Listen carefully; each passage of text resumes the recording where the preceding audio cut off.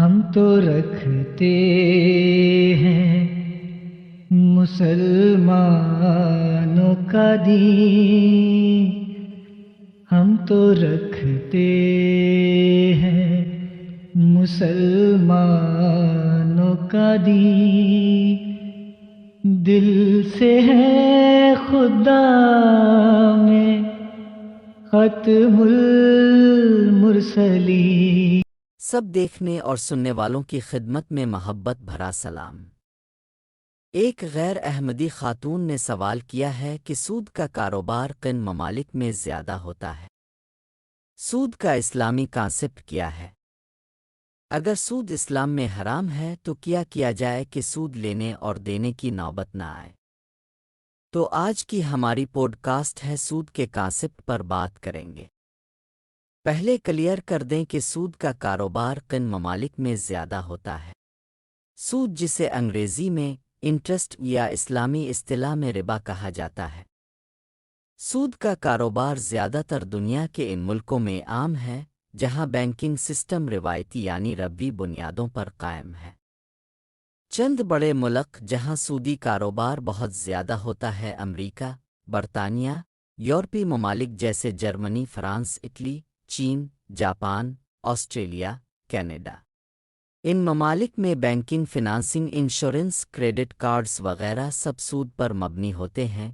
مسلم ممالک میں بھی بدقسمتی سے سودی نظام کافی موجود ہے، جیسے کہ پاکستان، مصر، ترکی، انڈونیشیا، بنگلہ دیش۔ البتہ کئی دفعہ سننے میں آتا ہے کہ کچھ مسلم ممالک جیسے سعودی عرب، ایران، سوڈان اور چند دوسرے اسلامی بینکنگ یا سود سے پاک بینکنگ کو فروغ دینے کی کوشش کرتے ہیں، لیکن پھر بھی مکمل طور پر سود کا خاتمہ اب تک ممکن نہیں ہو سکا۔ اب جو دوسری بات پوچھی گئی ہے کہ سود کا اسلامی کانسیپٹ کیا ہے؟ ایسا کیا جائے کہ سود لینے اور دینے کی نوبت نہ آئے؟ اس پر جماعت احمدیہ کا جو موقف ہے وہ بیان کریں گے۔ حضرت مسیح موعود علیہ السلام کا ایک اقتباس بیان کریں گے جس میں ساری وضاحت ہو جائے گی۔ ویڈیو کو آخر تک دیکھیں اور ایک ویڈیو کلپ بھی دکھائیں گے۔ سود کا لین دین اللہ اور اس کے رسول سے جنگ کا اعلان ہے۔ جو خدا تعالیٰ پر توکل کرتا ہے خدا اس کا کوئی سبب پردہ غیب سے بنا دیتا ہے۔ افسوس کہ لوگ اس راز کو نہیں سمجھتے کہ متقی کے لیے خدا تعالیٰ کبھی ایسا موقع نہیں بناتا کہ وہ سودی قرضہ لینے پر مجبور ہو۔ یاد رکھو، جیسے اور گناہ ہے مثلاً زنا، چوری، ایسے ہی یہ سود دینا اور لینا ہے۔ کس قدر نقصان دہ یہ بات ہے کہ مال بھی گیا، حیثیت بھی گئی اور ایمان بھی گیا۔ معمولی زندگی میں ایسا کوئی امر ہی نہیں کہ جس پر اتنا خرچ ہو جو انسان سودی قرضہ لینے پر مجبور ہو۔ مثلاً نکاح ہے، اس میں کوئی خرچ نہیں، طرفین نے قبول کیا اور نکاح ہو گیا، بعد ازاں ولیمہ سنت ہے، اگر اس کی استطاعت بھی نہیں تو یہ بھی معاف ہے۔ انسان اگر کفایت شعاری سے کام لے تو اس کا کوئی بھی نقصان نہیں ہوتا۔ بڑے افسوس کی بات ہے کہ لوگ اپنی نفسانی خواہشوں اور عارضی خوشیوں کے لیے خدا تعالیٰ کو ناراض کر لیتے ہیں، جو ان کی تباہی کا موجب ہے۔ دیکھو سود کا کس قدر سنگین گناہ ہے، کیا ان لوگوں کو معلوم نہیں؟ سور کا کھانا تو بحالت اضطرار جائز رکھا ہے۔ چنانچہ فرماتا ہے سورۃ البقرہ آیت 100، یعنی جو شخص باغی نہ ہو اور نہ حد سے بڑھنے والا تو اس پر کوئی گناہ نہیں۔ اللہ غفور رحیم ہے، مگر سود کے لیے نہیں فرمایا کہ بحالت اضطرار جائز ہے، بلکہ اس کے لیے تو ارشاد ہے سورۃ البقرہ 279-280۔ اگر سود کے لین دین سے باز نہ آؤ گے تو اللہ اور اس کے رسول سے جنگ کا اعلان ہے۔ مسلمان اگر اس ابتلا میں ہیں تو یہ ان کی اپنی ہی بد عملیوں کا نتیجہ ہے۔ انسان کو چاہیے کہ اپنے معاش کے طریق میں پہلے ہی کفایت شعاری مد نظر رکھے تاکہ سودی قرضہ اٹھانے کی نوبت نہ آئے جس سے سود اصل سے بڑھ جاتا ہے۔ پھر مصیبت یہ ہے کہ عدالتیں بھی ڈگری دے دیتی ہیں، مگر اس میں عدالتوں کا کیا گناہ جب اس کا اقرار موجود ہے تو تو گویا اس کی یہ معنی ہے کہ سود دینے پر راضی ہے۔ امید ہے کانسیپٹ کلیئر ہو گیا ہوگا۔ مزید جاننے کے لیے احمدیہ خلیفہ حضرت مرزا طاہر احمد رحمہ اللہ کا یہ کلپ ابھی دیکھ سکتے ہیں جو سود سے متعلق ہے۔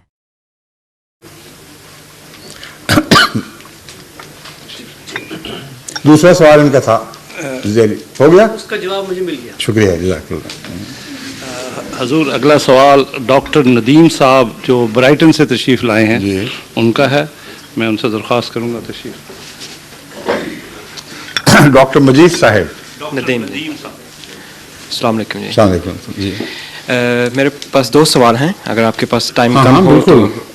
پہلا سوال ہے اسلام میں سود کا جو کانسیپٹ ہے، جی ہمیں پتہ ہے کہ آج کل مطلب امپورٹنس اس کی بہت زیادہ ہے، اس کے مطلب سود کے بغیر ٹھیک اس ہے، کا کوئی جی۔ کانسیپٹ نہیں ہے، تو اس کے بارے میں آپ کا کیا خیال ہے کہ دوسرا کیا ہے؟ دوسرا ہے عورت کے رائٹس جو اسلام میں ہیں، وراثت کے، وٹنس کے اور ڈیورس کے۔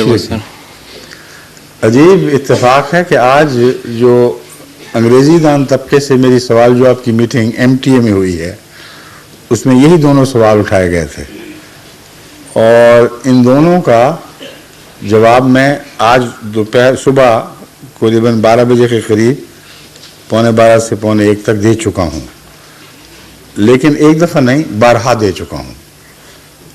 اور جتنے بھی میرے سفر ہوتے ہیں یورپ، امریکہ یا مشرقی دنیا میں فجی وغیرہ تک، یہ سوال اکثر سامنے آتے ہیں، اور میں تو نہیں سمجھانے سے تھکتا، مگر یہ چونکہ ٹیلی وائز ہو رہے ہیں پروگرام سارے، اس لیے لوگ یہ توقع رکھیں گے کوئی نئی باتیں بھی تو بات کروں، نئی باتیں تو بیان کروں۔ اس لیے آپ کو میرا مشورہ یہ ہے کہ آپ ان ویڈیوز کے متعلق اگر دلچسپی رکھتے ہوں یا آڈیوز کے متعلق جن کا سننا نسبتاً آسان ہے، موٹر میں آپ لگا سکتے ہیں، وہ جماعت سے حاصل کر لیں، اور امید ہے ان سب باتوں کا تفصیلی جواب آپ کو مل جائے گا۔ سود کے متعلق صرف اتنا کہوں گا کہ یہ ایک نظام ہے، صرف بینک سے قرضہ لینا دینا معاملہ نہیں ہے، ایک مالیاتی نظام ہے، اور یہ یاد رکھیں کہ اس مالیاتی نظام کو قرآن نے جنگ کے ساتھ چیلنج کیا ہے کہ اگر تم اس کو نہیں چھوڑو گے تو اللہ اور اس کے رسول سے جنگ کے لیے تیار ہو جاؤ۔ مگر کون سی جنگ اسلامی اس بات پر لڑی گئی ہے؟ کبھی سنا ہے آپ نے؟ مگر لڑی جاتی ہیں، کیونکہ اس کا مطلب علماء سمجھتے نہیں، مراد یہ تقدیر الہی سے تم ٹکراؤ گے، اور سودی نظام ہمیشہ جنگوں پر منتج ہوگا۔ اور یہ وہ بات ہے جو آج کے اقتصادیات کے ماہرین دراصل تسلیم کر چکے ہیں، اور پہلی عالمی جنگ اور دوسری عالمی جنگ کے پس منظر میں آپ کو ایسا عالمی مالی بحران دکھائی دے گا جس کی بنا سودی نظام کا طبی نتیجہ تھا، اور جنگیں بھی سودی نظام پر پنپتی ہیں۔ پھر اگر سودی نظام نہ ہو تو جو جنگ 5 سال چلنی ہے وہ 5 مہینے بھی مشکل سے چلے گی، اور وہ لوگ جنہوں نے مالی مافیا بنا کر سب دنیا پہ قبضہ کیا ہے، ان کا دنیا پر غلبہ سودی نظام کی وجہ سے ہے۔ چنانچہ مسلمان اپنی سادگی میں سمجھتے ہیں کہ فلسطین کا مسئلہ یوں ہی پیدا ہو گیا ہے۔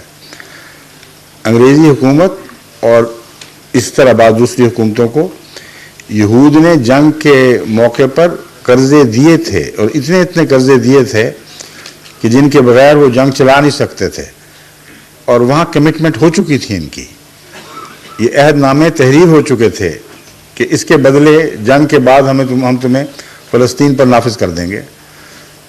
تو بہت گہرے مسائل ہیں اور تفصیلی مسائل ہیں۔ سودی نظام لازماً ایک ایسے مالی بحران پر منتج ہوتا ہے جس کا انسان کے پاس کوئی علاج نہیں، سوائے اس کے کہ پھر عالمی جنگیں شروع ہو جائیں۔ ملکی دائرے کے اندر بھی یہ سودی نظام ہی ہے جو انفلیشن کا موجب ہے، کیونکہ واقعتاً سودی نظام کیا کر رہا ہے یہاں؟ ایک پہلو تو وہ ہے جو بینک لیتے اور حساب سے ہیں، دیتے اور حساب سے ہیں، ان کا لینا زیادہ کڑی شرطوں پر اور مہنگی شرطوں پر ہے، سود دینا، کم ہوتا ہے بہت، اور جب لیتے ہیں سود تو بہت کھلے ہاتھوں سے لیتے ہیں، یعنی ڈپازٹ کے بدلے کم دیتے ہیں اور قرضے کے بدلے زیادہ لیتے ہیں. اور قرآن کریم نے اس کو ایک الگ دائمی برائی کے طور پر بڑی سختی سے کنڈیم کیا سورہ المطففین میں. دوسرا پہلو یہ ہے کہ ہوتا کیا ہے اس کے نتیجے میں. ہوتا یہ ہے کہ ہماری جو قیمت خرید ہے، یعنی ہم عام انسانوں کو، شہریوں کی، وہ بہت بڑھ جاتی ہے اس آمد سے جو ہماری آمد ہے.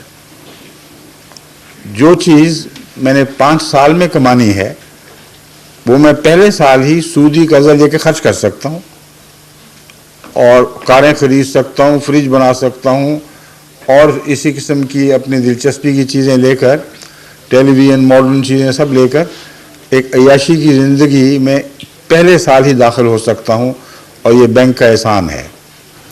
مگر اگلے 5 سال کے لیے میری قیمت خرید ختم، بلکہ جتنا میں نے جمع کرنا تھا اس عرصے میں اس سے کئی گنا زیادہ میں بینک کو دے رہا ہوں اس ہرجانے کے طور پر کہ میں نے بے صبری سے اپنی خواہش کو جلدی پورا کیا ہے. اور یہ جو صورت ہے اس سے انڈسٹری، یعنی ملک کا جو پروڈکشن کا نظام، سارا انڈسٹری، عام صرف معنوں میں نہیں بلکہ تمام جو چیزیں پیدا کرنے کا نظام ہے، اس کو ایک خون کا ٹیکہ مل جاتا ہے، کیونکہ گاہک مل جاتے ہیں. اور شروع میں غیر معمولی طور پر نشو و نما دکھائی دیتی ہے، لیکن یہ قیمت خرید دن بدن دراصل کم ہو رہی ہے، کیونکہ ہر انسان ایسی سوسائٹی میں اپنے مستقبل کو کھا رہا ہے، اور ایک موقع ایسا پہنچ جاتا ہے کہ اس سے زیادہ بینک نہیں دے سکتے، پھر واپسی کے مطالبے شدید ہوتے ہیں، کرکیاں ہونی شروع ہو جاتی ہیں، قیمت خرید لازماً گرتی ہے اس دور میں. اور جب گرتی ہے تو ساری انڈسٹری، تمام وہ شعبے جو پیداوار سے تعلق رکھتے ہیں، ان کے اوپر گہرا منفی اثر پڑتا ہے. جب یہ ایک ملک کے اندر ہو تو پھر بیرونی تجارت میں ان کے مقابلے دوسرے ملکوں سے بہت زیادہ شدید ہو جاتے ہیں، کیونکہ پھر ان کو اپنی انڈسٹری کو قائم رکھنے کی خاطر بیرونی منڈیوں کی پہلے سے زیادہ ضرورت پیش آتی ہے. ایک یہ مسئلہ بھی ایسا ہے جس کا سود سے تعلق ہے. دوسرا یہ کہ جھوٹا معیار زندگی جب ایک دفعہ بلند ہو جائے تو کوئی سیاسی حکومت اس کو گرا نہیں سکتی. پھر اگر وہ سادگی کا مشورہ دے، ایسے قانون بنائے جس سے معیار زندگی گرے، تو اس حکومت کو عوام الناس اتار کے باہر پھینک دیں گے. وہ کہیں گے ہمیں اس سے زیادہ دو، اور زیادہ وہ دے نہیں سکتے، کیونکہ کہاں سے لائیں گے. اس لیے ہر قسم کے بحران شروع ہو جاتے ہیں، اور بیرونی منڈیوں کے مقابلے کے نتیجے میں عالمی جنگیں وجود میں آتی ہیں. مختصراً میں آپ کو یہ بتا رہا ہوں، اس کی تفصیلی بحث آپ کو آڈیو اور ویڈیو میں مل جائے گی انشاءاللہ. امید ہے آپ کو مطمئن کرنے کی مجھے بنے گی. تو رکھتے ہیں مسلمانوں کا دین، ہم تو رکھتے ہیں مسلمانوں کا دین.